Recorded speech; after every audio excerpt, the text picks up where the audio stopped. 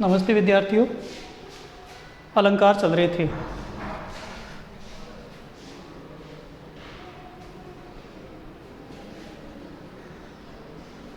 अलंकार में अर्थालंकार था। अर्थालंकार में उपमा अलंकार,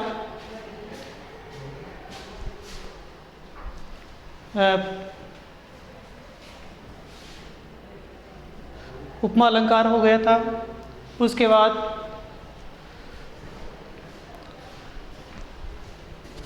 अपन चलाना है उदाहरण अलंकार। अब होगा उदाहरण अलंकार।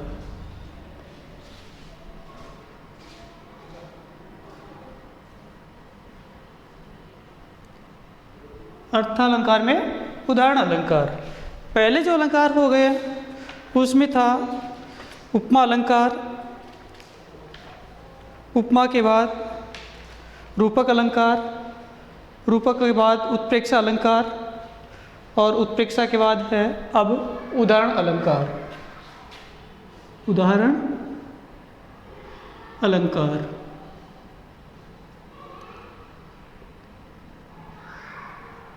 तो उदाहरण अलंकार किसे कहते हैं? जब किसी एक व्यक्ति या जहाँ सामान्य रूप से कही गई बात को स्पष्ट करने के लिए, जहाँ सामान्य रूप से कही गई बात को स्पष्ट करने के लिए कोई विशेष बात या जग प्रसिद्ध उदाहरण दिया जाए तो वहाँ पर उदाहरण अलंकार होता है। जहाँ सामान्य रूप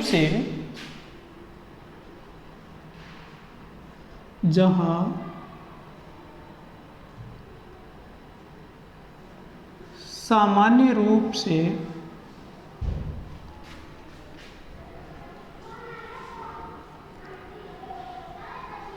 कही गई बात को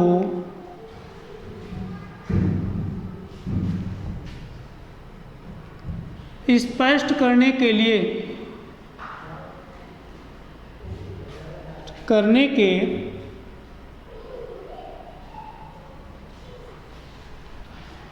करने के लिए कोई विशेष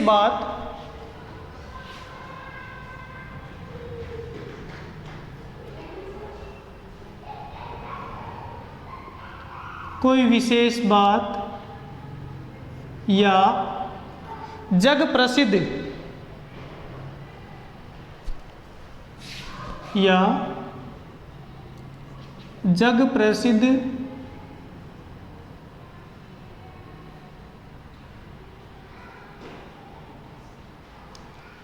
उदाहरण दिया जाए तो वहाँ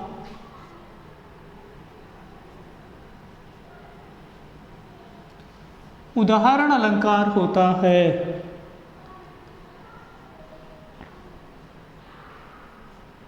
उदाहरण अलंकार होता है।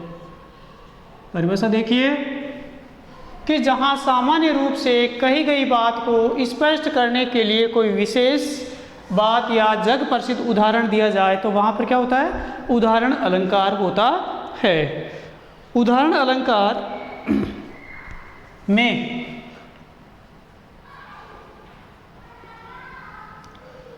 उदाहरण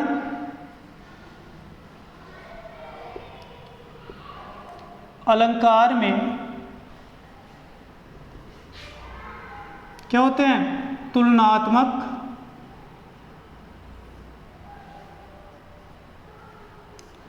शब्द होते हैं। उदाहरण अलंकार में तुलनात्मक शब्द होते हैं। जैसे जो,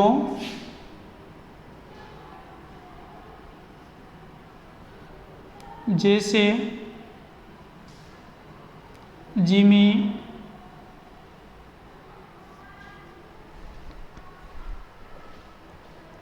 यथा,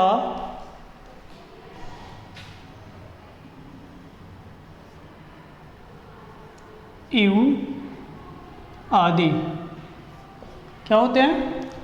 उदाहरण जो अलंकार है इसमें कुछ तुलनात्मक शब्द होते हैं। इस तुलनात्मक शब्दों के आधार पर भी हम पहचान कर लेते हैं कि ये उदाहरण अलंकार है। कब? जब कोई भी सामान्य बात होती है, उस सामान्य बात को स्पष्ट करने के लिए क्या किया जाता है? कोई विशेष बात कही जाती है या कोई भी प्रसिद्ध उदाहरण दिया जाता है, और वो उदाहरण किन शब्दों के आधार पर? जो, जैसे, जिमी, यथा, यूं आदि शब्दों के आधार पर जब उसको स्पष्ट किया जाता है तो वह उदाहरण अलंकार होता है। अगर जिस वाक्य में जो, जैसे, जिमी, यथा, यूं आदि तुलनात्मक शब्द नहीं होते हैं तो वहाँ पर दृष्टांत अलंकार होता है। क्या? दोबारा से देखना कि जिन वाक्यों में ये तुलनात्मक शब्द नहीं होते हैं, यानी जिन शब्दों में ये तुलनात्मक शब्द होते हैं वहाँ तो होता है क्या? उदाहरण अलंकार। और जिन शब्दों में ये तुलनात्मक शब्द जिन वाक्यों में ये तुलनात्मक शब्द नहीं होते हैं वहाँ पर दृष्टांत अलंकार होता है। जैसे मन मलिन तन सुंदर कैसे, जैसे मन मलिन तन सुंदर कैसे।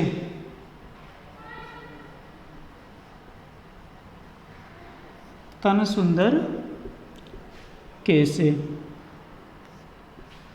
दूसरा वाक्य है कि विष रस भरा कनक घट जैसे। विष भरा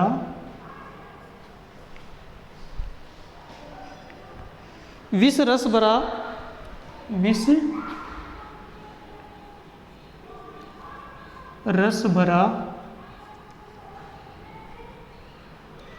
कनक घट जैसे।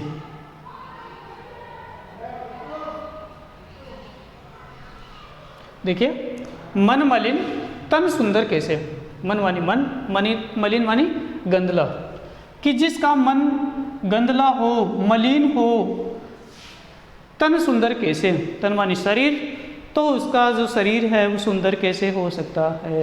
यानी जिस व्यक्ति का मन है वो गंदला होता है, मेला होता है, उसका शरीर सुंदर कैसे हो सकता है। तो इसमें आगे इस बात को स्पष्ट करने के लिए ये आगे उदाहरण दिया है कि विष रस भरा कनक घट जैसे। विष मानी जहर, रस भरा का मतलब होता है रस से भरा हुआ, कनक मानी सोना और घट मानी गड़ा। यानी किसके समान होता है? यानी जिसका मन है वो मलिन होता है, जिसमें बुरे विचार होते हैं, उसका शरीर है वो सुंदर नहीं हो सकता। कैसे हो सकता है? जैसे इसमें उदाहरण दिया है इस बात को स्पष्ट करने के लिए कि जिस प्रकार से एक जो सोने का घड़ा है उसमें जो रस भरा हुआ है या जो रस से भरा हुआ है वो भी किसके समान होता है? जहर के समान होता है। जबकि सोना तो क्या होता है? बहुत स्पष्ट या साफ होता है, एक महंगी धातु होती है, लेकिन उसमें जो भरा हुआ जो पदार्थ है वो भी किसके समान है? जहर के समान है। तो व्यक्ति के मन में जो मलिनता है, बुरे विचार है, उसको किसके समान? जहर के समान माना है। और कनक घट, सोने का घड़ा, एक मानव का जो शरीर होता है उसके समान माना है। तो इस एक बात को स्पष्ट करने के लिए इसमें दूसरा उदाहरण दिया गया है, और वो किससे? इस शब्दों के आधार पर, जो, जैसे, जिमी। तो इसमें जैसे, ये जैसे शब्द है, इसके आधार पर इसका तुलनात्मक उदाहरण दिया गया है।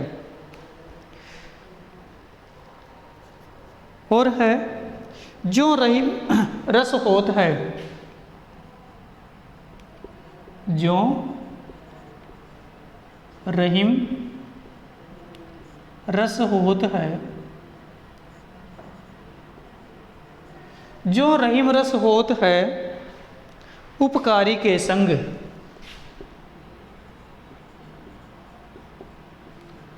उपकारी के संग। दूसरा उदाहरण दिया इसमें कि बाटन वारे को लगे।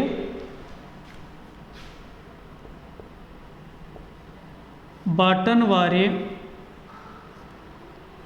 को लगे जो मेहंदी को रंग लगे, जो मेहंदी को रंग। देखिए, जो रहीम रस होत है उपकारी के संग, बाटन वारे को लगे जो मेहंदी को रंग। रहीमदास जी कहते हैं कि जो जैसा व्यक्ति होता है उसके वैसा ही उसकी संगति का फल पड़ता है। जो रहीम रस होत है, रहीमदास जी कहते हैं कि जिसमें जैसा रस होता है, जैसे भाव होता है, उसके संग रहने से, उसके साथ रहने से उसके उपकार या उसके कार्य भी वैसे ही होते हैं। इस बात को स्पष्ट करने के लिए दूसरा उदाहरण दिया है कि जिस प्रकार से बाटन वारे को लगे जो मेहंदी को रंग, कि जो बांटने वाला है अर्थात उसको पीसने वाला जो व्यक्ति है उसके हाथों में भी क्या लग जाता है, मेहंदी का रंग आ जाता है, क्योंकि वो हाथों पे थोड़ा लगाता है, लेकिन उसके बांटने से ही उसके हाथों में मेहंदी का रंग आ जाता है। तो ये किसका प्रभाव हुआ, संगति का प्रभाव हुआ। तो ये जो शब्द है, इस जो शब्द के आधार पर ये स्पष्ट किया जा सकता है कि ये किसका है, उदाहरण अलंकार का ही उदाहरण है। तो उदाहरण अलंकार देखिए दोबारा से, जहाँ सामान्य रूप से कही गई बात को, जहाँ सामान्य रूप से कही गई बात को स्पष्ट करने के लिए कोई विशेष बात या जग प्रसिद्ध उदाहरण दिया जाए तो वहाँ पर उदाहरण अलंकार होता है। उदाहरण अलंकार को स्पष्ट करने के लिए कुछ वाचक शब्द होते हैं। वो वाचक शब्द कौन से हैं, जो, जैसे, जिमी, यथा, इव आदि वाचक शब्द होते हैं। इन वाचक शब्दों के आधार पर हम पहचान कर लेते हैं कि ये उदाहरण अलंकार है। जिन वाक्यों में जो, जैसे, जिमी, यथा, इव आदि तुलनात्मक शब्द नहीं होते हैं तो वहाँ पर उदाहरण अलंकार न होकर के दृष्टांत अलंकार होता है। जैसे मन मलिन तन सुंदर कैसे, विष रस भरा कनक घट जैसे। तो ये जो जैसे शब्द है, इस जैसे शब्द के आधार पर ये जैसे शब्द है, ये दोनों वाक्यों में तुलना करवा रहा है, इसलिए ये क्या है, उदाहरण अलंकार है। इसी प्रकार से जो रहीम रस होत है उपकारी के संग, बाटन वारे को लगे जो मेहंदी को रंग। तो ये जो शब्द है, इस जो शब्द ये क्या है, इन दोनों वाक्यों में तुलना करवा रहा है। इसलिए इस शब्द के आधार पर हम पहचान कर लेते हैं कि ये उदाहरण अलंकार है। अगला है दृष्टांत अलंकार।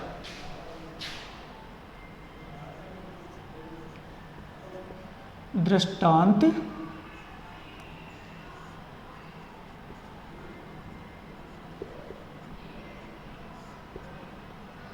तो दृष्टांत अलंकार, इसमें क्या था कि कोई भी बात है इसको स्पष्ट किया जाता है, स्पष्ट करने के लिए उसके प्रसिद्ध बात बताई जाती है, वहाँ उदाहरण अलंकार होता है। और जहाँ पर ये तुलनात्मक शब्द नहीं होते हैं वहाँ पर क्या होता है, दृष्टांत अलंकार होते हैं। तो परिभाषा देखिए, जहाँ उपमेय उपमान, जहाँ उपमेय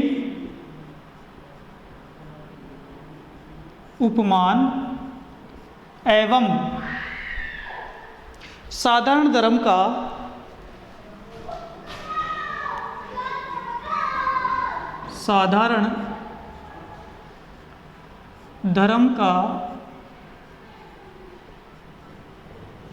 बिंब प्रधान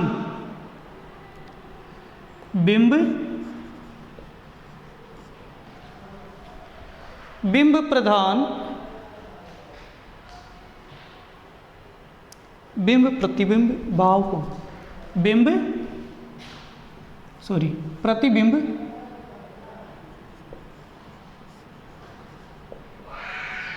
बिंब प्रतिबिंब भाव हो, प्रतिबिंब भाव हो तथा क्या नहीं हो, वाचक शब्द नहीं हो, तथा वाचक शब्द का प्रयोग न हो।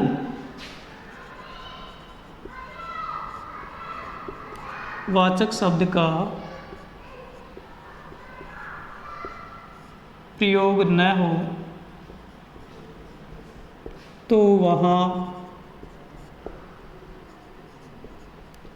दृष्टांत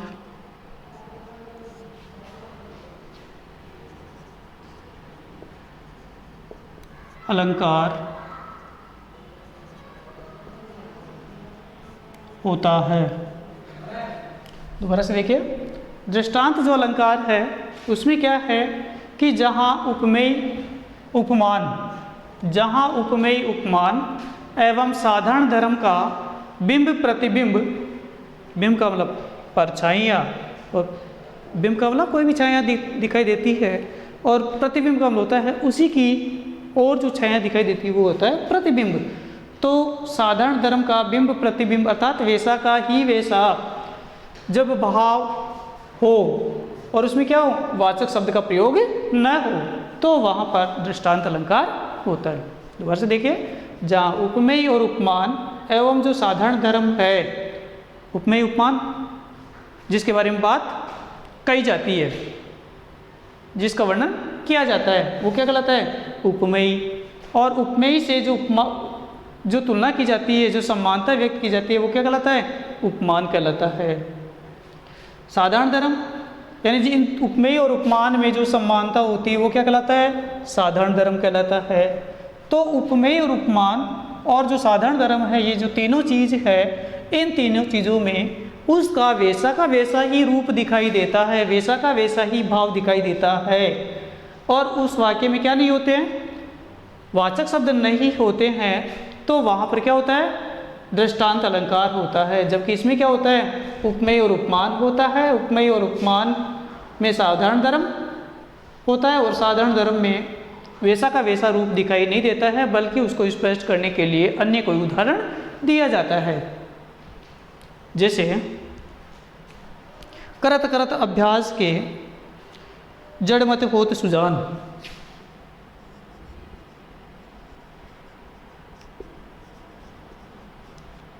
करत करत अभ्यास के जड़ मत होत सुजान।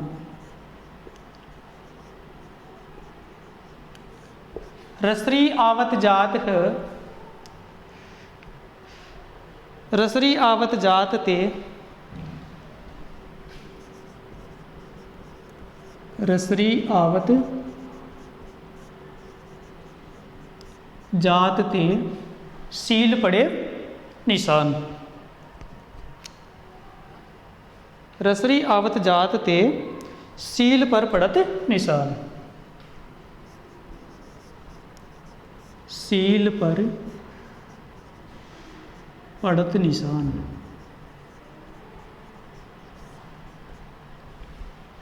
देखिए, करत करत अभ्यास के जड़मत होत सुजान, यानी बार बार अभ्यास करने से जड़मत होत सुजान। जड़मत का मतलब होता है एक निकृष्ट बुद्धि वाला, मूर्ख जिसको कहते हैं, मंद बुद्धि वाला जो होता है, वो भी क्या होता है, एक महान बन जाता है। जैसे कहते हैं ना भाई ये तो मूर्ख है, तो मूर्ख कब है, जब वह किसी चीज़ का अभ्यास नहीं करता है।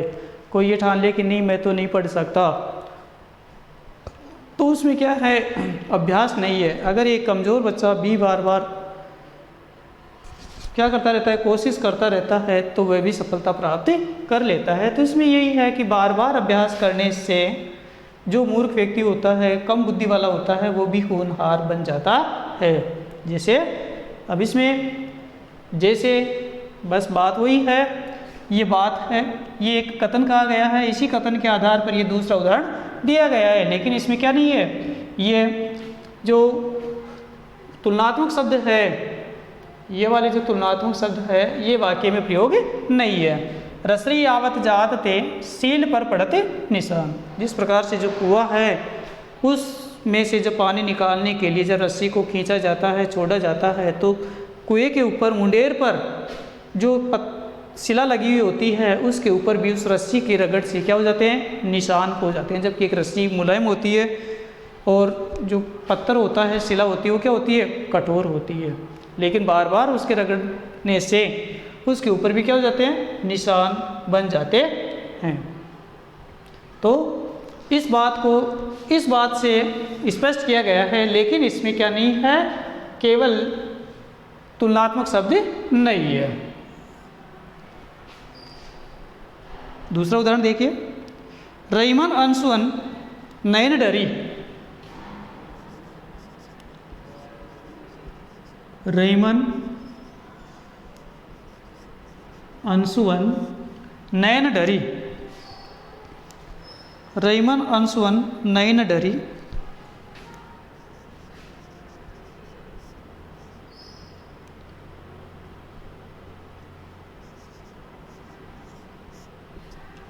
रईमन अंशुवन नयन डरी, दी मुख प्रकट करही। दी मुख प्रकट करही। दूसरी बात कही गई है इसमें कि जाही निकारो गेते।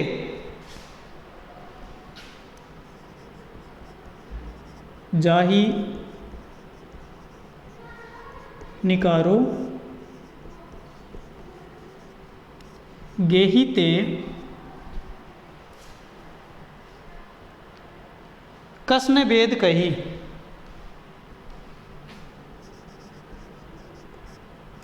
कसने वेद कही।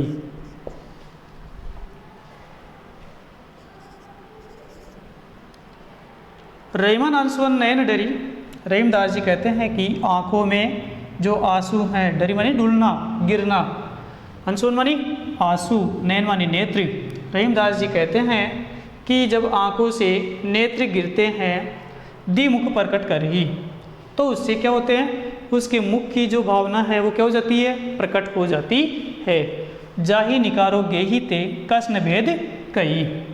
रहीमदास जी कहते हैं कि जब आँखों से नयन गिरने लगते हैं, डुल जाते हैं, तो उसकी जो भावना, मुख्य की जो भावना है वह स्वतः क्या हो जाती है, प्रकट हो जाती है।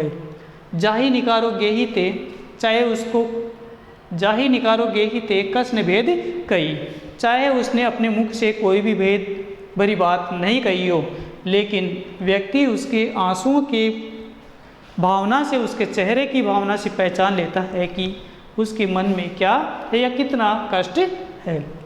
तो इस बात को स्पष्ट करने के लिए उसने दूसरा उदाहरण दिया है, दूसरी दृष्टांत दिया है, यानी उसको स्पष्ट करने के लिए दूसरी बात कही गई है, लेकिन इसमें तुलनात्मक शब्द नहीं बताया गया है। तो आगे समझे कि दृष्टांत अलंकार किसे कहते हैं। तो जहाँ उपमेय और उपमान है, उपमेय उपमान एवं साधारण धर्म का बिंब प्रतिबिंब भाव हो, यानी वैसा का वैसा ही विचार हो, लेकिन उस वाक्य में क्या नहीं हो, वाचक शब्द नहीं हो, तो वहाँ पर दृष्टांत अलंकार होता है। अगला है विरोधाभास अलंकार।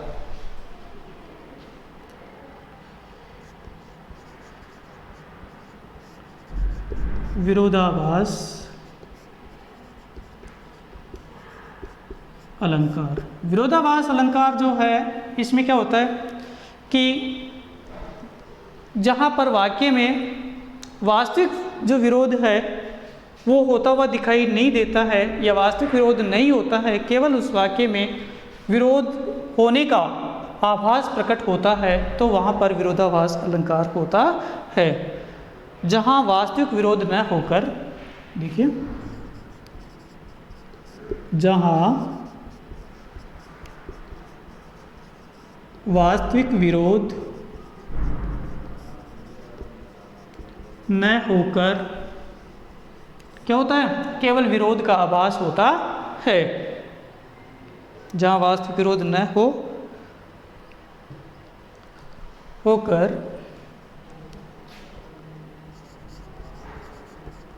केवल विरोध का आभास होता है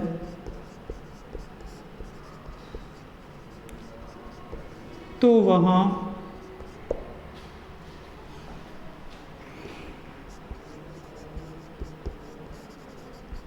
विरोधाभास अलंकार होता है। देखिए, जहाँ वास्तविक विरोध न होकर केवल विरोध का आभास होता है तो वहाँ विरोधाभास अलंकार होता है। जैसे या अनुरागी चित्त की या अनुरागी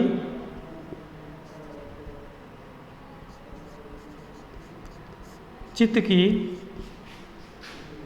गति समझे नहीं कोई, गति समझे नहीं कोई, या अनुरागी चित्त की गति समझे नहीं कोई, जो जो बूढ़े श्याम रंग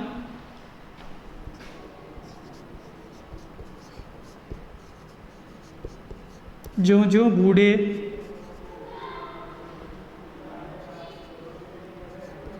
जो जो बूढ़े श्याम रंग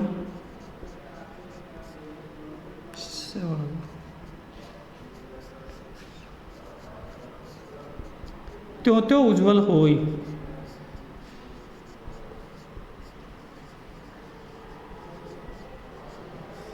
त्यों त्यों उज्ज्वल होई।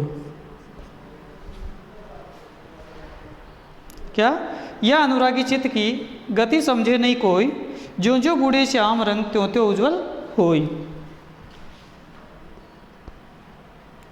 तो या अनुरागी चित्त की गति समझे नहीं कोई, अनुराग का मतलब प्रेम, लगाव। तो ये जो प्रेम की भावना है जब किसी से चित्त में लग जाता है, मन में लग जाता है, तो उसकी जो गति है उसको कोई नहीं समझ पाता है।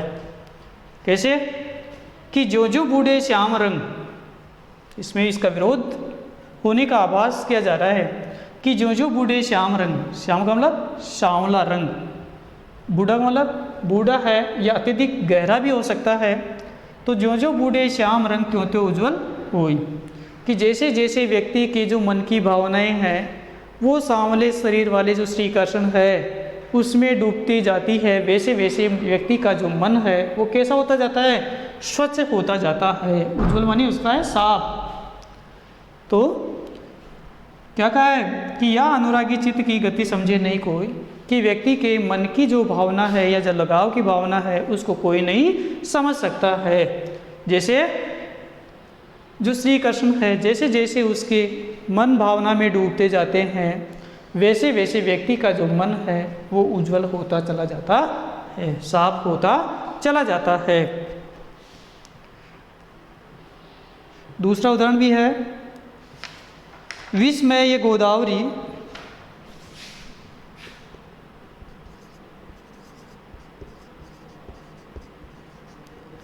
विस्मय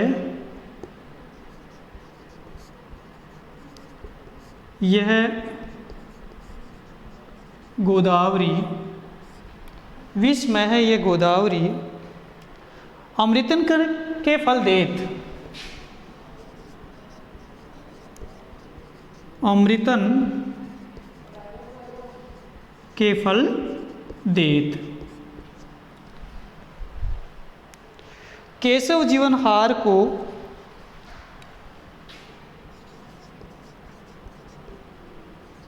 केशव जीवन हार को केशव जीवन हार को अशेष दुख हर लेत, अशेष दुख हर लेत।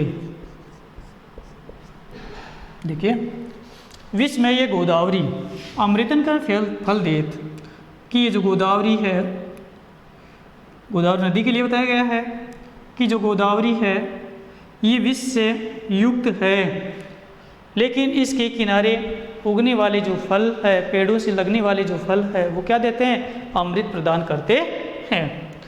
केशवदास जी ने कहा है कि जीवन हार को अशेष दुख हर लेत। ये जो जीवन है वे वैसे ही है जैसे अशेष दुख हर लेत। केशवदास जी कहते हैं कि जीवन हार को, कि व्यक्ति जीवन में हार मान लेता है तो वह दुखों को नहीं हर सकता है, अर्थात उसका लगातार वह सामना करता रहता है तो उसके दुखों को हर सकता है। तो इस बातों से ये होता है कि इसमें केवल वास्तविक विरोध नहीं हो रहा है, केवल इसमें विरोध का आभास किया जा रहा है, तो वहाँ पर विरोधाभास होता है। अगला है मानवीकरण अलंकार।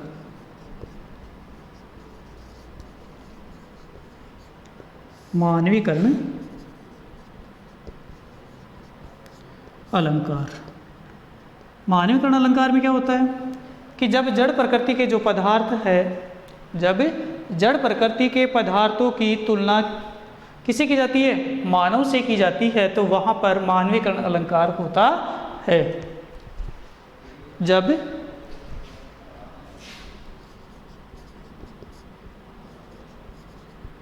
जड़ प्रकृति के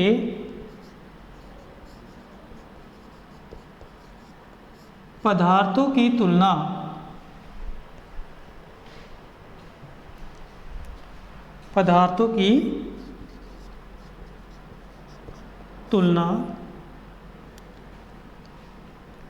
जब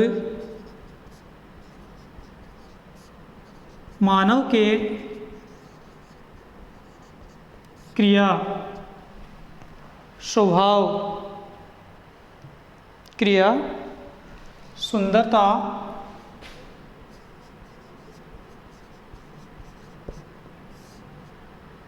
या भाव से की जाती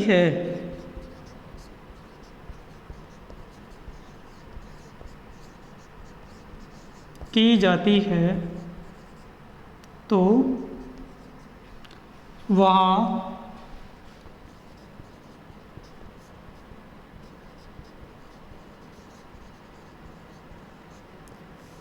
मानवीकरण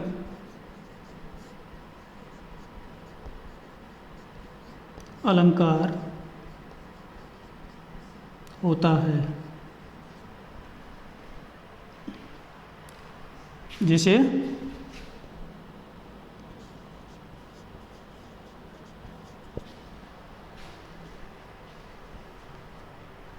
उषा सुनहले तीर बरसाती,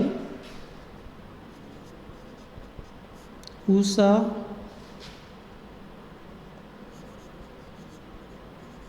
सुनहले, सुनहले का मतलब सोने के समान, तीर बरसाती, जय लक्ष्मी सी उदित हुई।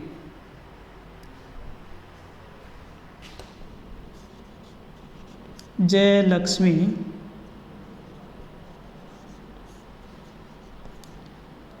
लक्ष्मी सी उदित हुई। दूसरा उदाहरण है चुपचाप खड़ी थी वृक्षपात, चुपचाप खड़ी थी वृक्षपात, चुपचाप खड़ी थी वृक्षपात, सुनती जैसे कुछ निज बात, सुनती जैसे कुछ निजी बात।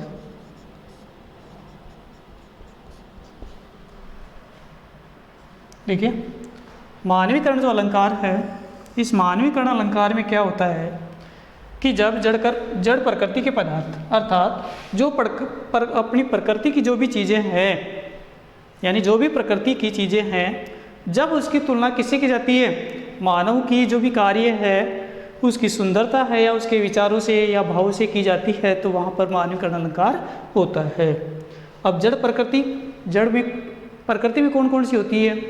जैसे मानव नदी भी है, तालाब भी है, झरने भी है, पेड़ पौधे भी हैं, आकाश भी है, पहाड़ भी होते हैं। तो ये सभी क्या होते हैं? प्रकृति की चीज़ें होती है।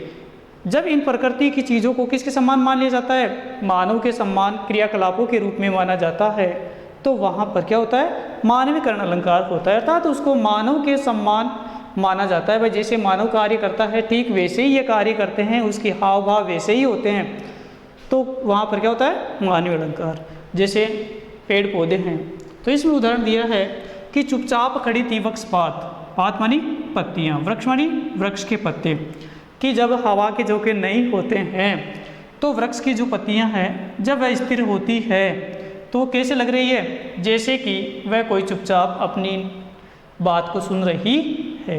वही व्यक्ति जब किसी बात को सुनता है तब वे एकाग्र होकर के चुपचाप बैठ करके वो सुनता रहता है। ठीक उसी प्रकार से जब हवा के झोंके नहीं होते हैं तो पत्तियां हैं वो पेड़ों की स्थिर हो जाती है, तो ऐसे लगती है मानो कि वो अपनी कोई निजी बात को सुन रही है। उसी प्रकार से उषा सुनेले तीर बरसाती, जे लक्ष्मी सी उदी होती, यानी सूर्योदय का समय और संध्या का समय होता है वो विचित्र प्रकार का होता है। सूर्योदय के समय भी लालिमा होती है तो सूर्यास्त के समय भी क्या होती है? लालिमा होती है। तो उस समय ऐसे लगता है कि संध्या के समय और सूर्योदय के समय आकाश से जो लक्ष्मी है या संध्या सुंदरी है वो पृथ्वी के ऊपर उतर रही है। तो ऐसे हमें प्रतीत होती है कि नायिका के सम्मान वो पृथ्वी के ऊपर आती हुई दिखाई देती है। तो इस प्रकार से ये मानवीकरण अलंकार है।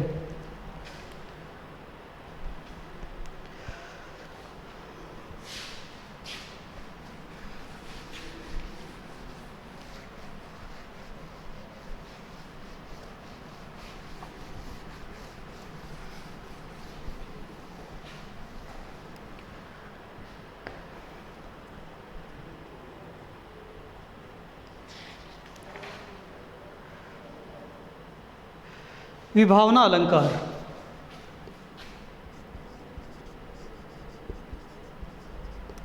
विभावना अलंकार, विभावना अलंकार में विभावना का जो अर्थ होता है, विभावना का अर्थ होता है बिना कारण के, बिना कारण के, यानी कोई भी बात है वो बिना कारण के जब स्पष्ट की जाती है तो वहाँ पर विभावना अलंकार होता है। काव्य में जहाँ बिना कारण के, काव्य में जहाँ बिना कारण के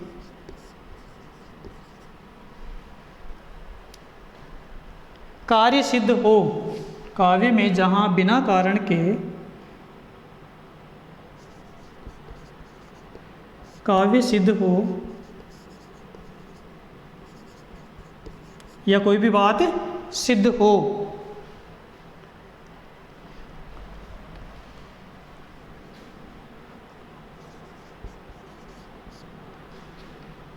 वहाँ क्या होता है? विभावना अलंकार होता है। अलंकार होता है।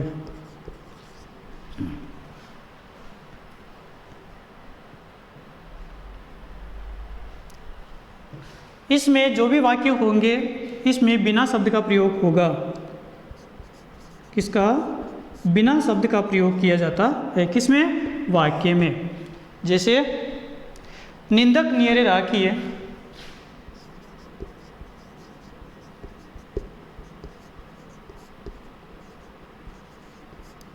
निंदक नियरे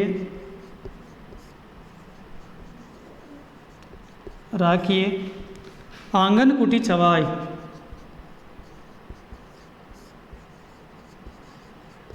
आंगन कुटी छवाय, बिन पानी साबुन बिना निर्मल करे शुभाय।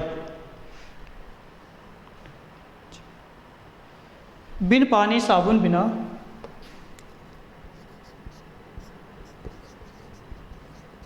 बिन पानी साबुन बिना निर्मल करे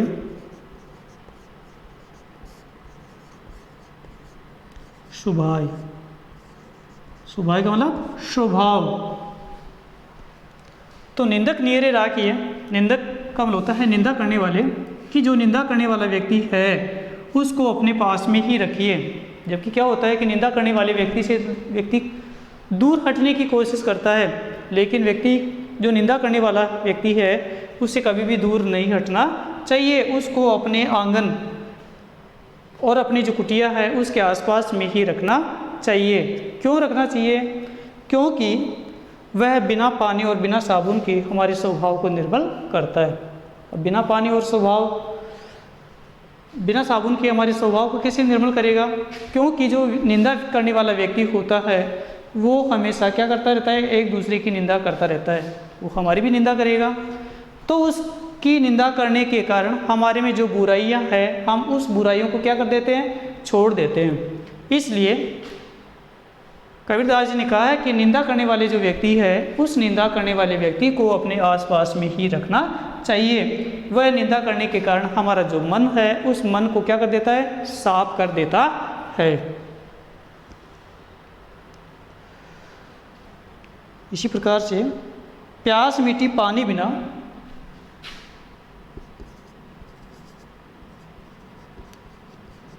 प्यास मिटी पानी बिना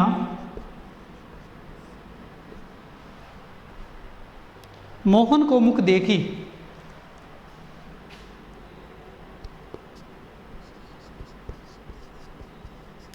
मोहन को मुख देखी। प्यास मिटी पानी बिना। अब ये संभव है कि बिना पानी के प्यास मिट सकती है।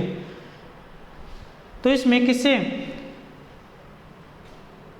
इससे समानता व्यक्त करने के कारण कार्य क्या हो रहा है? सिद्ध हो रहा है कि प्यास मिटी बिना पानी, कि बिना पानी के ही प्यास मिट जाती है। कब? जब मोहन को मुख देखी। श्री कृष्ण का जब मुख देख लिया जाता है तब जो गोपियाँ, इसमें गोपियों के लिए कही गई ये बात वैसे, कि जब गोपियों ने श्री कृष्ण के मुख को देखा है तो उसकी जो प्यास है वो बिना पानी के ही शांत हो जाती है। तो इसमें बिना कारण के ही उस कार्य को सिद्ध हुआ माना जाता है, जबकि ऐसा संभव नहीं है कि बिना पानी के प्यास मिट सकती है। तो कोई भी बात है उसको सिद्ध करने के लिए बिना कारण के ही उस बात को स्पष्ट किया जाता है। दोबारा देखिए इसको, विभावना अलंकार को, विभावना का अर्थ क्या होता है? बिना कारण के, बिना कारण के, कि काव्य में जहाँ बिना कारण के ही क्या होता है?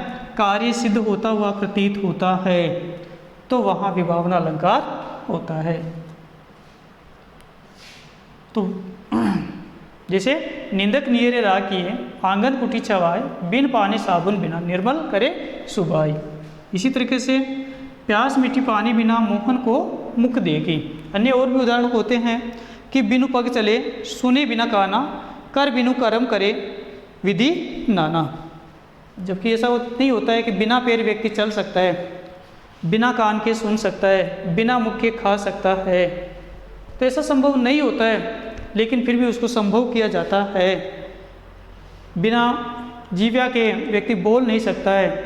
तो ऐसी चीज़ें हैं जिसे संभव नहीं होता है, लेकिन फिर भी वो संभव किया जाता है। तो वहाँ पर क्या होता है? विभावना अलंकार होता है। तो इस प्रकार से ये अपने अलंकार थे। अलंकार पूरे होते हैं।